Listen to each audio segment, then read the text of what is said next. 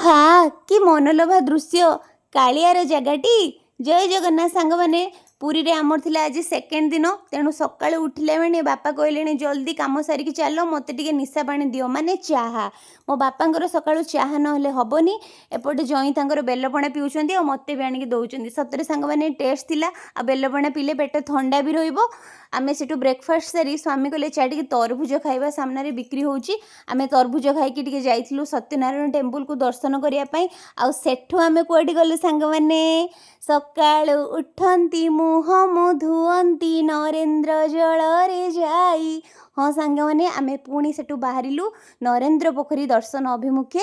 ଆମେ ଯେତେଥର ବି ଯାଇଛୁ ସାଙ୍ଗମାନେ, ମନ୍ଦିର ସବୁବେଳେ ବନ୍ଦ ଥାଏ, କିନ୍ତୁ ଭାଗ୍ୟବଶତଃ ବାପା ମା ମୁଁ ଆଉ ମୋ ହଜବେଣ୍ଡ ସବୁ ଏଥର ଯାଇକି ଭଲସେ ପୋଖରୀ ଭିତରେ ଯେଉଁ ମନ୍ଦିର ଅଛି ସେଠି ଦର୍ଶନ କଲୁ। ସେଠୁ ସାରି ସ୍ୱାମୀଙ୍କୁ ବହୁତ ଜୋର ଶୋଷ ଲାଗିଥିଲା, ଆମେ ବାହାରି ଯାଇଥିଲୁ ସମୁଦ୍ର ଅଭିମୁଖେ।